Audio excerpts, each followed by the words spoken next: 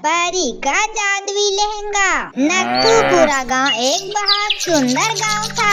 उस गांव में बहुत हरियाली थी। वो गांव का दृश्य बहुत ज्यादा अच्छा था। वहाँ पर हरे भरे पेड़ एवं तालाबों में बहुत सारी मछलियाँ थी। उस गांव में जंगल के बीचों बीच एक बहुत खूबसूरत झरना था, जहाँ के आसपास बहुत सारे जानवर रहते थे। ये कहानी है उस गांव में रहने वाली एक लड़की बिमला की, जो कि नत्थूपुरा गांव में एक छोटी सी झोपड़ी में रहती थी। बिमला बहुत ज्यादा साधारण लड़की थी और न ही वह किसी से ज्यादा कोई बातें करती थी और न ही वह गांव में ज्यादा लोगों से घुला मिला करती थी। वह अकेला रहना पसंद करती थी। बिमला के पिता गांव में ही सब्जी बेचा करते थे और बिमला की माँ का मृत्यु बिमला के जन्म के समय ही हो गया था। बेचारी बिमला अकेले ही अपने घर में अपने पापा के साथ रहती थी और उनके पिता की वह अपने से सेवा करती थी। एक दिन बिमला अपने पिताजी से कहती है, पिताजी नाश्ता तैयार है, प्लीज आप नाश्ता कर लीजिए ना, उसके बाद आप सब्जी बेचने चले जाइएगा। ठीक है बेटी, मैं अभी आता हूँ, तू मेरे लिए खाना बना कर रख दे। खाना खाने के बाद रामू गांव में ठेला लेकर सब्जी बेचने चला जाता है। हरी हरी सब्जियाँ लो, ताजे हरी सब्जियाँ, आलू टमाटर गोभी प्याज सभी के सभी सब्जियाँ हमारे ठेले पर से लो। सब्जियाँ सिर्फ ताजी ताजी बिकती थी, बाकी के सब्जियाँ बर्बाद हो जाती थी, जिससे कि रामू को घाटा हो जाता था। और ये सब देखकर रामू को समझ नहीं आता कि वो क्या करे। बिमला, अब बेटी भी बड़ी हो रही है, मुझे उसकी शादी करनी है। मैं तो उतना पढ़ा लिखा भी नहीं हूँ जो कि मैं नौकरी कर सकूँ। आज ही मैं सरपंच जी के घर जाकर उनसे कुछ काम में मांगता हूँ। ये बोलकर रामू अपनी सब्जी की ठेला लेकर अपने घर चले जाता है। पिताजी, आज आप बहुत जल्दी घर आ गए। हाँ बिटिया रानी, सभी ताजे सब्जियाँ बिक गई है, बाकी जो बचे हैं सब के सब बासी हैं। इस सब्जी को मार्केट में कोई नहीं खरीदता है, इसलिए मैं इसे वापस लेकर घर आ गया हूँ। पिताजी, आज आप बहुत ज्यादा निराश लग रहे हैं, आखिर क्या बात है? अरे तू जानती ही है, मैं हर दिन 10 किलो सब्जी लेकर ही बाजार जाता हूँ। उन सब्जियों में से सिर्फ 3 किलो सब्जी ही बेच पाता हूँ, बाकी सब बासी और खराब हो जाते हैं। जितनी सब्जियाँ मैं बेच पाता हूँ उसमें मेरा कोई भी बचत नहीं होता है, इसलिए मैं सोच रहा हूँ कि क्यों न मैं दूसरा काम ढूंढ लूँ। इसलिए मैं आज सरपंच जी के यहाँ काम मांगने जा रहा हूँ। ठीक है पिताजी, आप जा सकते हैं। इसके बाद रामू सरपंच के घर पर जाता है। सरपंच जी, आपके गांव में रहने वाला मैं एक व्यक्ति हूँ, आपके पास मैं कुछ आशा लेकर आया हूँ। हाँ, मैं तुम्हें जानता हूँ, तुम वही है ना जो चौराहे पर सब्जियाँ बेचते हो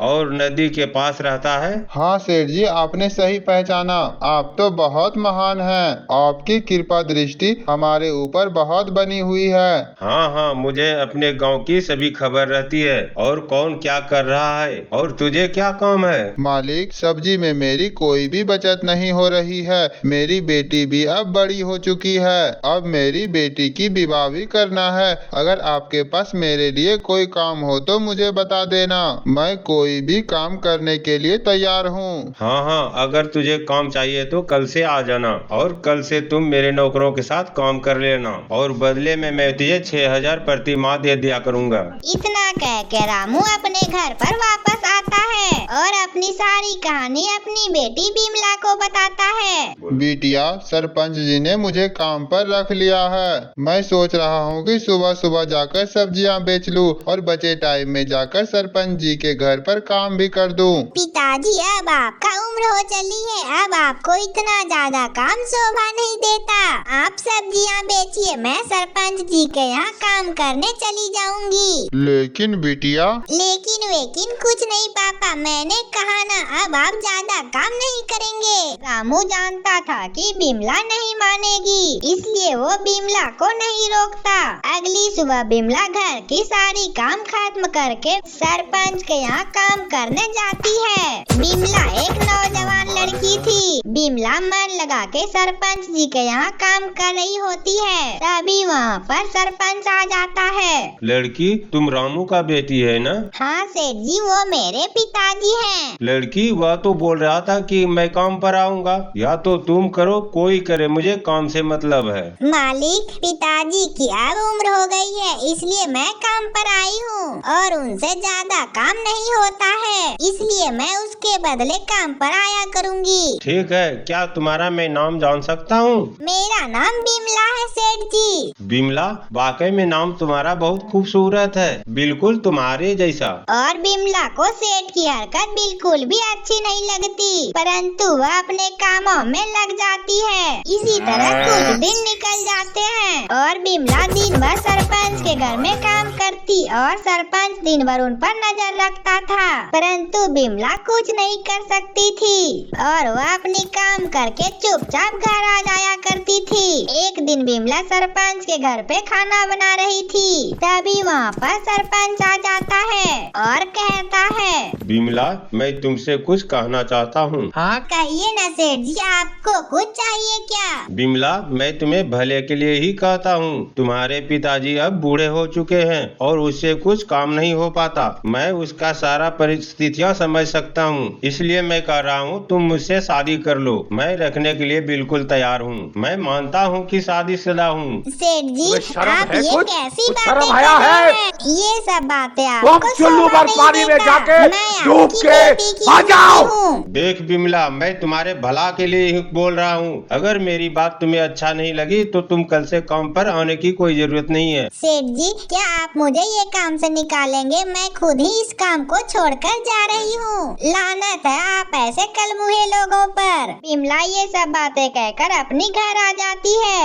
और वह घर के बाहर खड़ी होकर सोचती है, अगर मैं ये सब बात पापा को बताऊंगी तो पापा परेशान हो जाएंगे। मैं एक काम करती हूँ, इस बात को छुपा लेती हूँ, परंतु अगर पापा मुझसे पूछेंगे तो मैं उसे क्या बताऊंगी। और बिमला ये सब सोचते सोचते फिर से एक जंगल में चली जाती है। बिमला कभी घर से बाहर नहीं गई थी, इसलिए वो जंगल जाकर रास्ता भटक चुकी थी। उसे आगे जाकर कुछ समझ नहीं आ रहा था कि वह किस तरफ जाए। हे भगवान, मेरी मदद करो, मुझे तो यहाँ कुछ समझ ही नहीं आ रहा और पिताजी मेरे घर पर मेरी आशा देख रहे होंगे। मुझे कुछ समझ नहीं आ रहा कि मैं कैसे घर वापस जाऊँ। ये सब सोचकर बिमला बहुत ज्यादा उदास हो जाती है और बिमला वहाँ पर बैठकर रोने लगती है। तभी वहाँ पर एक परी प्रकट हो जाती है। क्या हुआ बेटा, तुम इस तरह रो क्यों रही हो? क्या बताऊँ परी जी, मैं अपनी रास्ता भूल गई हूँ। मेरे घर पे पिताजी मेरा इंतजार कर रहे होंगे। आप प्लीज मेरा घर भेज दीजिए न मुझे।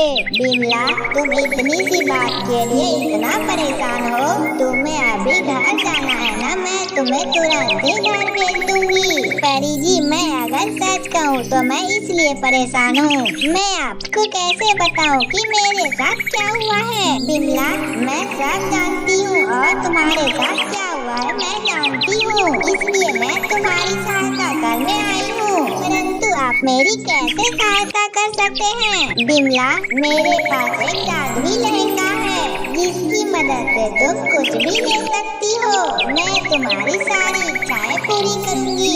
इतना कहकर परी वहाँ पर एक लहंगा प्रकट कर देती है और वो लहंगा देकर परी वहाँ से गायब हो जाती है और बिमला परी की सारी बातें समझ चुकी थी। तभी बिमला लहंगे से कहती है, जादुई लहंगे, आप मुझे मेरा घर पहुँचा दो। इतना कहने के बाद वो लहंगा उड़ने वाला लहंगा बन जाता है और उसे लेकर घर पर आ जाता है। घर पहुंचकर बिमला देखती है कि उसके पिताजी घर नहीं आए हैं। पिताजी के घर आने से पहले मुझे सारी चीज ठीक करनी होगी। जादुई लहंगे, प्लीज मेरे झोपड़ी को अच्छा कर दो।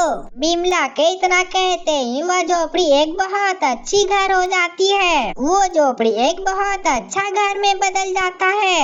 बिमला ये सब देखकर बहुत ज्यादा खुश होती है। उसके बाद बिमला वो लहंगा को पहन लेती है और बिमला वो लहंगा पहनने के बाद बहुत ज्यादा खूबसूरत दिखती है। अपने आप को इतना सुंदर बिमला देखकर बहुत ज्यादा खुश होती है और वह अपने पिताजी को घर आने का इंतजार कर रही होती है। और रामू जब घर वापस आता है तो और वह अपनी झोपड़ी को न पाकर हैरान हो जाता है। हे भगवान, यह मैं कहाँ आ गया हूँ? यहाँ पर तो मेरी झोपड़ी थी। लगता है मैं गलत जगह पर आ गया हूँ। और बिमला अपने पिताजी को देख रही होती है और बिमला उसके पास जाकर कहती है, पिताजी ये मेरा ही घर है, आप अंदर आइए। और रामू और बिमला घर के अंदर जाती है। फिर बिमला अपनी सारी बातें अपने पिताजी को बताती है। पिताजी अब आपको परेशान होने की कोई जरूरत नहीं है। अब हम लोगों की सारी परेशानियां दूर हो चुकी है। ये जादुई लहंगा हम लोगों की हर तरह से मदद करेगा। ये सब देखकर और सुनकर रामू बहुत ज्यादा खुश हो जाता है और वो दोनों खुशी खुशी उसी घर में रहने लगते हैं। तो हमारे प्यारे दोस्तों, कैसी लगी हमारी कहानी? अगर अच्छी लगी हो तो वीडियो को लाइक कर चैनल को सब्सक्राइब करना ना भूलें और मिलते हैं अगले वीडियो में। तब तक के लिए बाय बाय।